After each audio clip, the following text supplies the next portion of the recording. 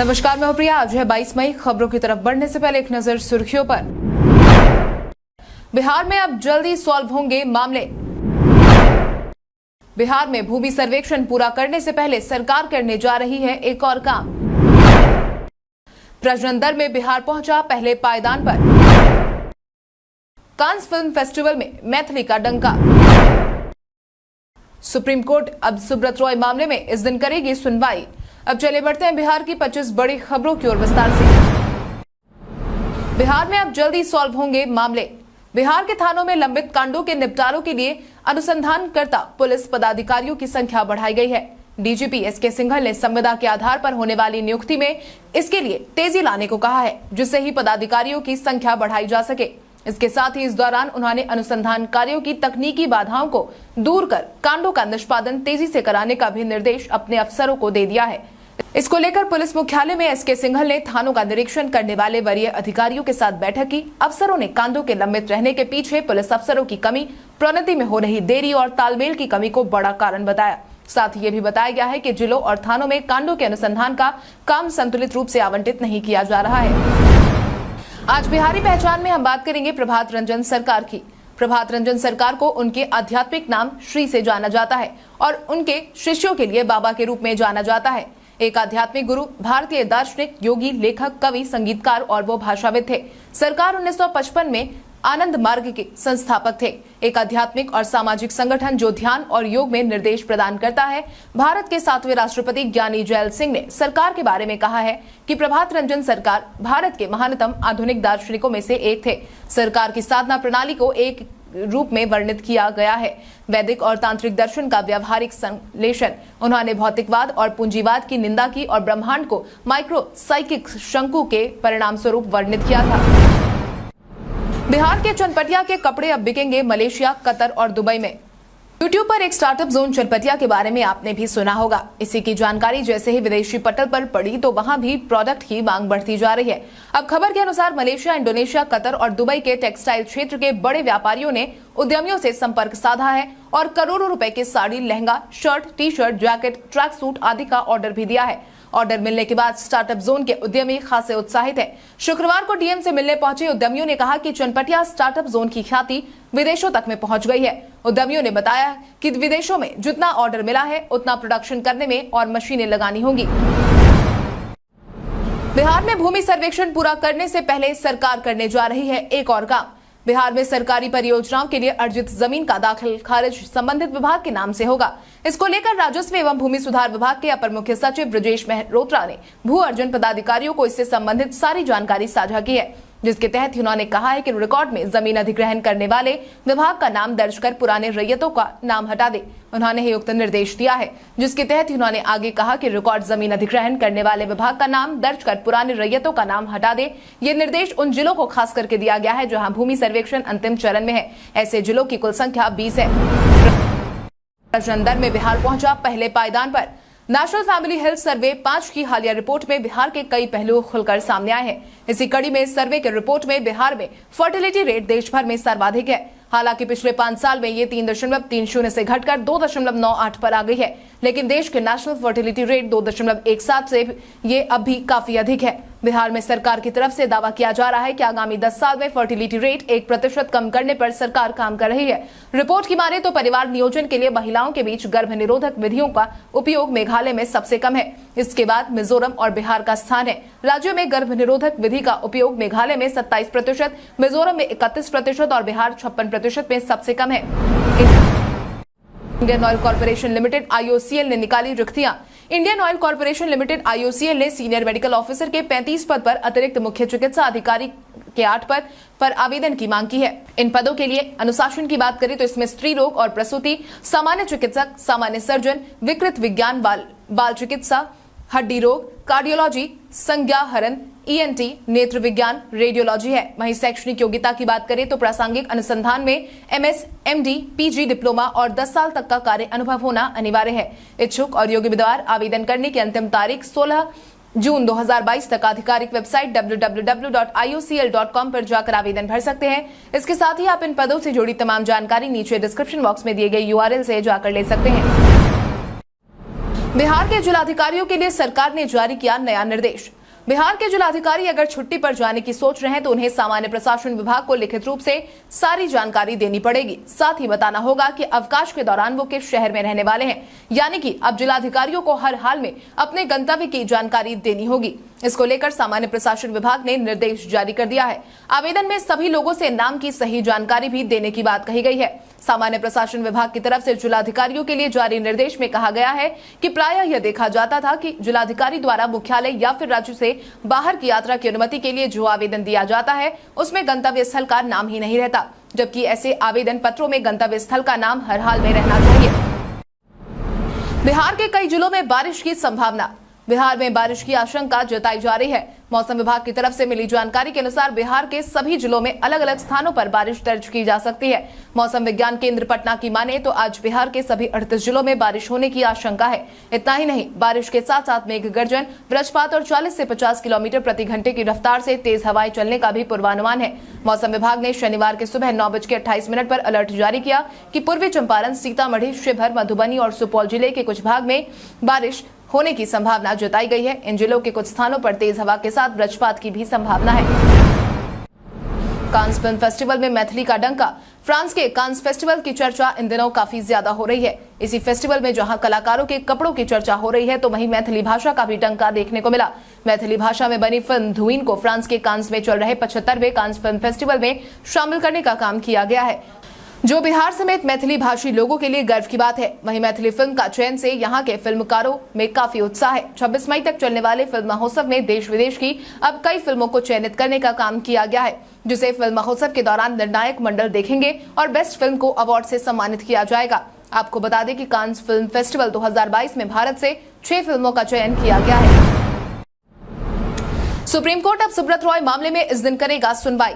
बिहार से निकले सहारा इंडिया के निदेशक सुब्रत रॉय इन दिनों बड़ी मुश्किलों में हैं, क्योंकि लाखों लोगों का पैसा भरोसे के नाम पर लेकर अब वापस नहीं कर रहे हैं, जिसके कारण पटना हाईकोर्ट भी नाराज है। जिसके तहत ही पटना हाईकोर्ट ने कुछ समय पहले ही सुब्रत रॉय की गिरफ्तारी का आदेश भी जारी किया था, जिसके बाद ही अब उच्चतम न्यायालय ने कहा है कि वो सहारा प्रमुख सुब्रत रॉय की व्यक्तिगत पेशी संबंधी पटना उच्च न्यायालय के निर्देश को चुनौती देने वाली याचिका पर 13 जुलाई को आगे सुनवाई करेंगे। उच्च न्यायालय ने सहारा समूह की कुछ कंपनियों द्वारा निवेशकों का पैसा नहीं लौटाए जाने के सिलसिले में बिहार के पुलिस महानिदेशक को सहारा प्रमुख को व्यक्तिगत रूप से अदालत के समक्ष पेश करने का निर्देश दिया था, जिस पर शीर्ष अदालत ने रोक लगा दी थी। रेलवे एनटीपीसी सीबीटी 2 को लेकर उम्मीदवारों के लिए जरूरी सूचना। रेलवे भर्ती बोर्ड ने non technical popular category level 2, 3, 5 के पदों के लिए सीबीटी 2 का शेड्यूल जारी कर दिया है, जिसके बाद यह परीक्षा 12 जून से शुरू होगी। परीक्षा को लेकर पटना और मुजफ्फरपुर जोन समेत देश के विभिन्न शहरों में परीक्षा आयोजित की जाएगी। इस परीक्षा में 1 लाख से अधिक अभ्यर्थी हिस्सा लेंगे।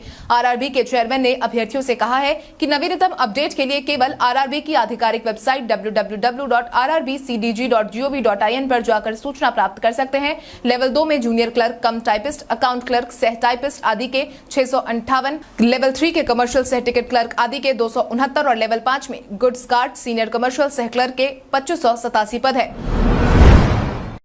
शेखपुरा के गिरिहिंडा पहाड़ में आपको देखने को मिलेगा बहुत कुछ खास। शेखपुरा को गिरिहिंडा पहाड़ के रूप में प्रकृति का अमूल्य वरदान मिला है। इस पहाड़ की ऊंचाई लगभग 500 फीट है, जिसकी चोटी पर एक शिव मंदिर है, जिसे बाबा कामेश्वर नाथ के मंदिर के नाम से जाना जाता है। इसकी चोटी से नीचे देखने पर टेढ़ी मेढ़ी नदियों के उजरे रेत, बगीचों और उपवनों की झुरमुटे और लहलहाते खेत अत्यंत ही मनोहर प्राकृतिक दृश्य उपस्थित करते हैं। जिला प्रशासन द्वारा इसे पर्यटक स्थल के रूप में विकसित करने के लिए इसकी चोटी पर बाल उद्यान, कैंटीन, फव्वारा, हाई मास्ट लाइट और इसकी चोटी पर मोटर वाहन द्वारा पहुंचने हेतु 2200 फीट लंबे पक्के सड़क का भी निर्माण कराया गया है। मान्यता है कि गिरिहिंडा पहाड़ का संबंध महाभारत काल से है। कहा जाता है कि गिरिहिंडा पहाड़ पर ही हुंडा नामक दानवी ने महापराक्रमी पांडव पुत्र भीम ने गंधर्व विवाह किया था। बिहार में अब पंचायत स्तर पर तय होगा खेती करने का लक्ष्य।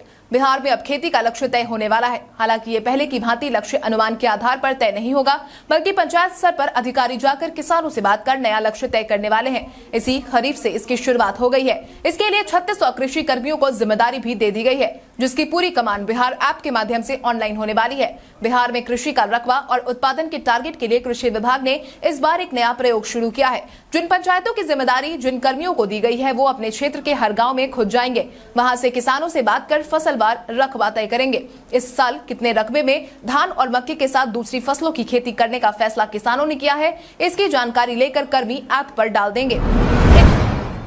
इन जिलों में ग्रीन एनर्जी के माध्यम से 24 घंटे होगी बिजली की आपूर्ति। बिहार में वायु प्रदूषण को कम करने के लिए लगातार कोई न कोई पहल की जा रही है। साथ ही कई कामों को करने के लिए उन चीजों का इस्तेमाल किया जा रहा है जिनसे वायु प्रदूषण ना हो। इस वजह से राज्य में डीजल और पेट्रोल से चलने वाली बसों को बंद करके बैटरी या सीएनजी से चलाने का निर्णय लिया गया था, जिसे सख्ती से पालन भी कराया जा रहा है। वहीं निजी वाहन चालकों से भी सीएनजी और इलेक्ट्रिक वाहनों के उपयोग करने की अपील भी की गई है, जबकि अब बिजली उत्पादन के लिए भी कुछ इसी तरह का निर्णय लिया गया है, जिससे प्रदेश में ग्रीन एनर्जी को बढ़ावा मिलेगा और वायु प्रदूषण भी नहीं होगा। सरकार ने पटना, राजगृह और बोधगया में ग्रीन एनर्जी के माध्यम से 24 घंटे बिजली उत्पादन का फैसला किया है। ग्रीन एनर्जी के ग्रुप में शामिल सौर ऊर्जा के उत्पादन को लेकर Bihar state power holding company और solar energy corporation of India के बीच एक करार भी किया गया है। हैंडलूम कारीगरों को अब ये छात्र बताएंगे किस तरह बनेगी डिजाइन और क्या होगा रंग। हैंडलूम के काम में लगे कारीगरों को अब national institute of fashion technology और नेशनल इंस्टीट्यूट डिजाइन से पढ़कर निकले टेक्सटाइल डिजाइनर डिजाइन और रंग के बारे में बताने वाले हैं। योजना के अनुसार ये छात्र अब हैंडलूम के कारीगरों को बताएंगे कि किस तरह के डिजाइन और रंग वाले कपड़े तैयार करने हैं, किस तरह के डिजाइन का चलन बाजार में है। टेक्सटाइल डिजाइनर की सेवा विभिन्न जगहों के लिए क्लस्टर डेवलपमेंट प्रोग्राम के तहत की जाएगी। ये काम नेशनल हैंडलूम डेवलपमेंट प्रोग्राम के तहत होनी है। इसके लिए उद्योग विभाग के तहत कार्यरत हैंडलूम और सेरी कल्चर निर्देशालय ने एक्सप्रेशन ऑफ इंटरेस्ट भी आमंत्रित कर दिया है। फर्जी फोन कॉल से मिलेगी राहत। अगर आप फेक फोन कॉल से परेशान हैं तो आपको बहुत ही जल्द इससे छुटकारा मिलने वाला है। बता दें कि telecom regulatory authority of India यानी कि ट्राई ने एक ऐसे मैकेनिज्म पर काम शुरू कर दिया है जिसमें फोन पर कॉलर का नाम दिखाया जाएगा, यानी कि आपको जो भी व्यक्ति फोन करेगा उसका नाम स्क्रीन पर दिखेगा। साथ ही ये भी बताया गया है कि उस सिम में वही नाम दिखाई देंगे जो कि केवाईसी में आपने अपडेट करवाया हो या फिर जिस नाम से आपने सिम कार्ड लिया है। मीडिया में चल रही खबरों की माने तो ट्राई बहुत ही जल्द एक ऐसा मैकेनिज्म शुरुआत करेगा जिसमें फोन करने वालों के नाम सीधे ऊपर स्क्रीन पर दिखाई देंगे। बता दें कि इसको लेकर प्राधिकरण के शीर्ष अधिकारी ने ये जानकारी साझा कर दी है। बिहार कांग्रेस जल्द ही करेगी नए प्रदेश अध्यक्ष की घोषणा। अधर मिलट की कांग्रेस अब अपनी पकड़ बिहार में मजबूत करने में लग गई है। हालांकि अभी कांग्रेस की कमान संभालने के लिए बिहार में कोई प्रदेश अध्यक्ष तो नहीं है, लेकिन जल्द ही उम्मीद जताई जा रही है कि कांग्रेस को नया प्रदेश अध्यक्ष मिलने वाला है। बिहार प्रदेश अध्यक्ष की तलाश के बीच बिहार प्रभारी भक्त चरण दास ने कांग्रेस अध्यक्ष सोनिया गांधी को 45 नामों की सूची सौंप दी है। साथ ही सह प्रभारी और उप प्रभारी के नाम भी भेजे गए हैं। हालांकि बिहार के प्रभारी भक्त चरण दास द्वारा भेजी गई इस लिस्ट से बिहार कांग्रेस के कई बड़े नेता नाराज भी बताए जा रहे हैं। लिस्ट भेजने के बाद कांग्रेस के बड़े नेताओं ने संगठन महासचिव वेणुगोपाल को कहा है कि वो लिस्ट में भेजे गए नामों से सहमत नहीं है, लेकिन अंतिम फैसला अब आला कमान के हाथों में है। जिसके बाद ही अब उम्मीद जताई जा रही है कि कांग्रेस हाईकमान जल्द ही बिहार प्रदेश के अध्यक्ष की घोषणा कर सकते हैं। पाटलिपुत्र यूनिवर्सिटी में इस दिन से शुरू होगी नामांकन की प्रक्रिया। पाटलिपुत्र विश्वविद्यालय ने स्नातक सत्र 2022 से 25 में नामांकन के लिए शेड्यूल जारी कर दिया है। स्नातक के 1,10,000 सीटों के लिए विश्वविद्यालय के पोर्टल पर छात्र 25 मई से केंद्रीयकृत ऑनलाइन आवेदन कर सकेंगे। आवेदन की अंतिम तारीख 12 जुलाई रखी गई है। केंद्रीयकृत फर्स्ट मेरिट लिस्ट 16 जुलाई को जारी की जाएगी। 27 जुलाई तक फर्स्ट लिस्ट के अनुसार काउंसलिंग और नामांकन लिया जाएगा। 30 जुलाई तक कॉलेज नामांकन को ऑनलाइन वैलिडेट कर उसे कंफर्म करेंगे। कंफर्मेशन के बाद ही विश्वविद्यालय फिर खाली बची हुई सीटों पर दूसरी सूची जारी कर देगा। सीटों के संबंध में जानकारी वेबसाइट पर अपडेट की जाती रहेगी। शराब पीने वालों को अब सरकारी योजनाओं का नहीं मिलेगा लाभ। बिहार में शराबबंदी कानून लागू है, लेकिन इस कानून की धज्जियां काफी ज्यादा उड़ाई जा रही है। मद्य निषेध, उत्पाद एवं निबंधन विभाग ऐसे लोगों पर और सख्ती करने की तैयारी कर रहा है। ऐसे लोगों को सरकारी योजनाओं के लाभ से वंचित करने के साथ चुनाव लड़ने से भी प्रतिबंधित करने पर विचार किया जा रहा है। इस सिलसिले में हाल ही में बैठक भी बुलाई गई थी, जिसमें ही मद्य निषेध, उत्पाद और निबंधन विभाग के अपर मुख्य सचिव के पाठक की अध्यक्षता में हुई बैठक में निर्वाचन, शिक्षा, स्वास्थ्य, उद्योग, पंचायती राज, परिवहन, सहकारिता सहित कई विभागों के पदाधिकारियों की राय ली गई है। विभाग से मिली जानकारी के आधार पर जल्द ही फाइनल ड्राफ्ट तैयार किए जाने की संभावना है। इसके बाद प्रस्ताव को कैबिनेट की स्वीकृति के लिए भेजा जाएगा। पटना में जल्द ऑटो से सफर करना होगा महंगा। अगर आप भी अपने गंतव्य तक जाने के लिए पटना में ऑटो का सहारा लेते हैं तो आपको भी महंगाई के इस दौर में एक बड़ा झटका लगने वाला है, क्योंकि एक बार फिर से ऑटो किराए के लिए आपके जेब से अतिरिक्त पैसे की निकासी होने वाली है। यानी सीधे शब्दों में कहे तो ऑटो किराए में बढ़ोतरी होने वाली है। ऑटो किराए में बढ़ोतरी की वजह पेट्रोल, डीजल और सीएनजी, पीएनजी का महंगा होना है। इस वजह से ऑटो संघ ने किराए में बढ़ोतरी की मांग की थी। ऑटो संघ की इस मांग पर क्षेत्रीय परिवहन प्राधिकार के सचिव ने किराए बढ़ोतरी के प्रस्ताव को आगे भेज दिया है। इससे पहले परिवहन विभाग ने इस मामले में प्राधिकरण से ऑटो किराए में बढ़ोतरी पर सुझाव मांगा था, जबकि अब पेट्रोल, डीजल और सीएनजी के मूल्यों में हुई वृद्धि और ऑटो संघ की मांग को देखते हुए प्राधिकार ने मंतव्य को परिवहन विभाग को भेज दिया है।